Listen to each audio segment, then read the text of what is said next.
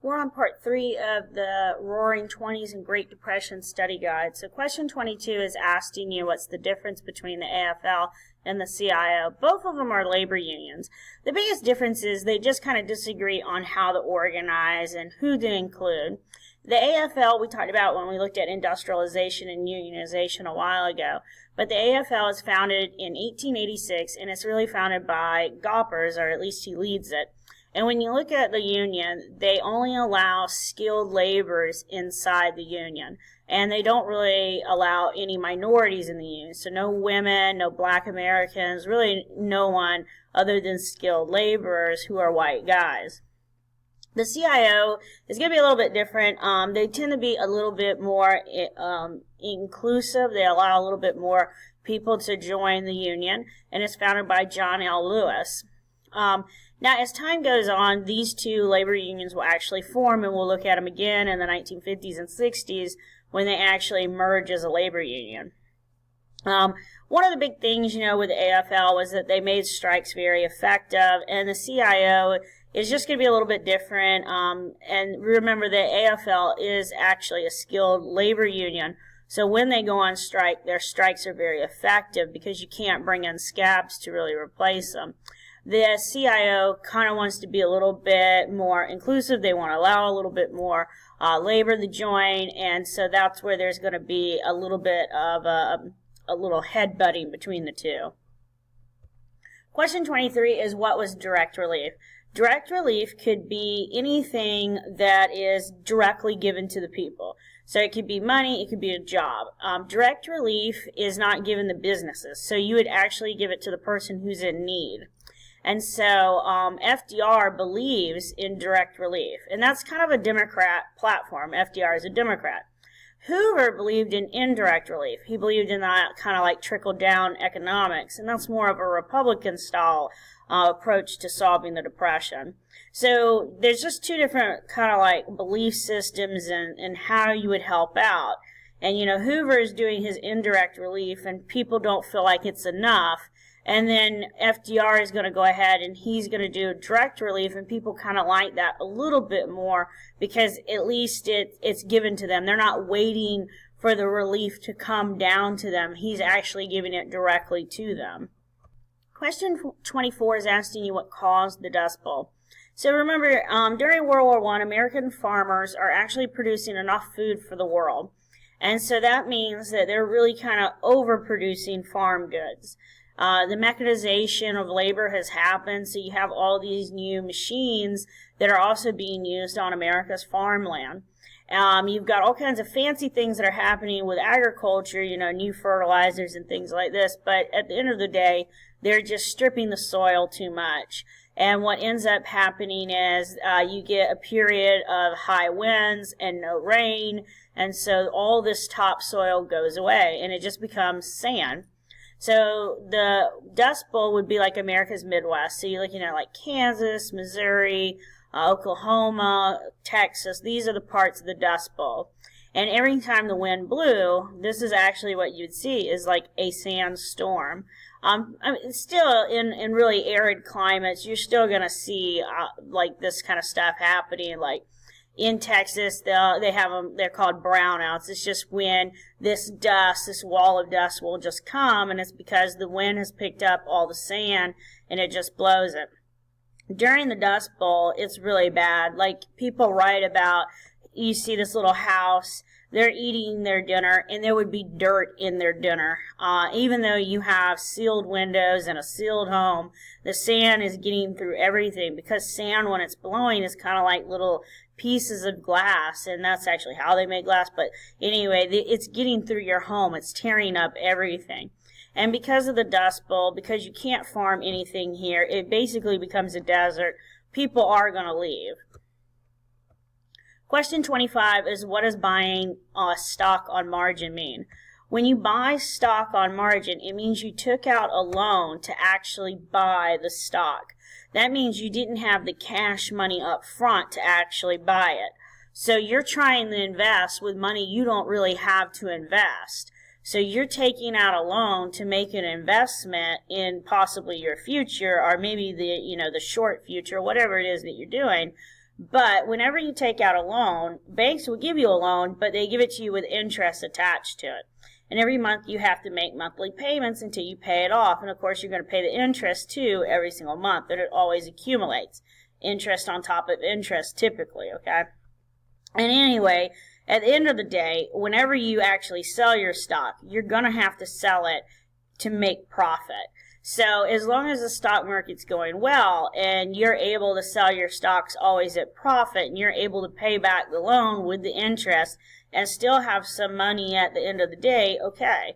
But there's going to come a time when that's not always going to be possible. What if you pick the wrong stock? When you look at buying stock, you're buying a share in a company. So maybe you heard this company was really good. Maybe you researched that the company was really good. But things happen, and sometimes companies don't actually do as well as they have done in the past. Like, who would have thought McDonald's wouldn't have actually did really well? A couple years ago, for the first time in a really long time, they actually had a loss. And so that means their shareholders weren't making as much money as they had previously. You could sell your stock at that moment, which means you might take a little bit of a loss. You bought it for $100 a share, but it's only selling for $80, so you would make, you would have a $20 loss, or you could hold on to it. Losses are all theoretical. Until you actually sell the stock, it's not actually a loss.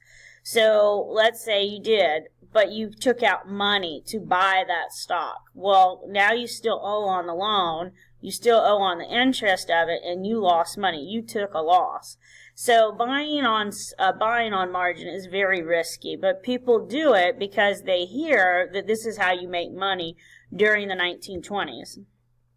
Question 26 is, what's deficit spending?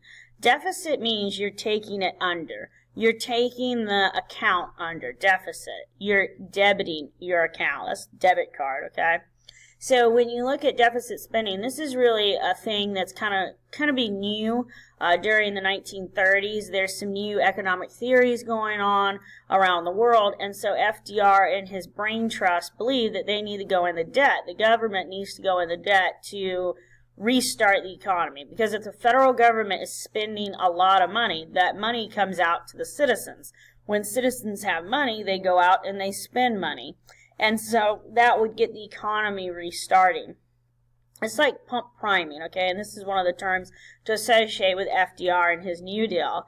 You put a little bit of money into the economy to see if it works. Imagine when you have your lawnmower. Most lawnmowers are not fuel-injected engines. Most lawnmowers, you have to push this little button 3 times. And when you push that button, what it does is it takes a little bit of gas and it throws it into the engine. And then you can start up the actual engine and it roars to life. Sometimes, even though you've pushed that little button, you've primed the engine 3 times, it's not enough. So you do it a couple more times. Put a little bit more gas into the engine to actually see if the engine will roar to life. And this is really what FDR is doing with his indirect relief, his deficit spending, his pump priming. He's trying to throw a little bit of money into the economy, because if the government's spending a lot of money, that means you and I are getting the money in ways. He's giving you jobs, he's creating these programs, and he is hoping that the economy will restart. 27 is, what's the purpose of the WPA? It's another one of FDR's New Deals, or his alphabet soup. So the Work Progress or Projects Administration really builds a lot of public buildings. Like, they build a lot of education buildings. So a lot of universities around the United States actually have New Deal buildings. They all look the same. So even though your job, like your dream job, is not to be a construction worker, if that's all that's hiring during the New Deal, you can go do construction work. And people are just grateful to have a job. So a lot of these people who have been laid off at factories or who are farmers and they can't actually farm right now, they'll go work for the WPA. You get a wage. It's a fair wage. You're doing the same thing over and over. They build the same style of building to make it very efficient. It's very quick. And they also build roads. So as they are building, it also helps with the local economy, because they live in that area as they are building it. And whenever workers get paid, they will go and they will get stuff in the local area. So it's a program that really gets people back into jobs, and it gets the economy starting to roll. Question 28 is describe the court packing incident of FDR. So during the beginning part of FDR's administration, he really wants to do the New Deal, and he's been pushing out anything and everything to the American people. The Supreme Court of the United States, or SCOTUS, just to make it short, they don't agree with all of his plans. Remember, there's a checks and balance to our government. So the President and Congress's laws are always going to be evaluated by the Supreme Court if someone challenges it. And people do challenge some of the New Deal. They think some of it's unconstitutional. When the Supreme Court gets to a couple of his programs, they actually rule them unconstitutional. They say that this is too much power that the government is taking on. And so they go ahead and they throw out those New Deal programs. FDR is upset. He's been working on the New Deal for a long time. He really believes that this program is what's going to save the country, like the AAA, the Agricultural Adjustment Act. He really thinks that this is what's going to help farmers. And when it feels like you're against people, and that's how he feels the Supreme Court is against him, he kind of comes up with a new plan to figure out how to fix it, how to rig a jury, okay, or how to rig the court. And so what he does is he decides he's going to add 6 justices to the Supreme Court. There's 9 justices on there. He wants to add 6 justices, bringing the justice total up to 15. The 6 people would be appointed by the president. The Senate Judiciary hearing would review it, but, I mean, they're basically going to be FDR's guys. They're going to be people who are pro-New Deal and pro-New Deal programs. So it gets out that this is what FDR is trying to do. It's not illegal that presidents can increase the size of the Supreme Court. I mean, it has actually increased over time. It's just that it kind of looks bad to the American public, and it looks bad, of course, to the Supreme Court, because what you're trying to do is you're trying to put judges on there who are going to outnumber your critics. So you're trying to put yes men in the Supreme Court. Eventually, those justices who are really bothering FDR do retire, and he gets to appoint several new judges, and they're going to be guys who share his opinion. This is one of the biggest things that presidents do, is appoint justices to the Supreme Court. Because even after the president is gone, the justice is still on the Supreme Court, because to be on the Supreme Court, you can be on there for life. And so when FDR gets to appoint his people, even when FDR is no longer the president, and Truman and Eisenhower and these people become president, he'll still have people on the court who he appointed. So it's always that lasting impact of a president. Question 29 is, where was FERA most helpful? So the FERA. It's the Federal Emergency Relief Administration. So what they would do is they'd help out a lot in cities, and they would give people jobs who were employable. You know, not everybody's employable, but they would go out and they would try and give jobs to people who were employable. They provided clothes and they provided food. So now you have to go to work because there are workplaces out there. And that's good, because Americans like to work. They love to work. There was value in work, and they're actually getting people to get that value back. During the Great Depression, a lot of people had lost the American dream. They thought that the American dream was gone. This dream of you can be nobody and then be a somebody, that working hard pays off. And then during the Depression, it seemed like even those that had worked really hard, I mean, they still got hit hard with the Depression. And so this is actually going to start to restore faith. And that's really what FDR's got to do. He's got to restore faith.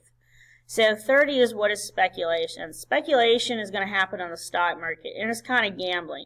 You buy a stock low, and then you turn it around or you flip it for a quick profit.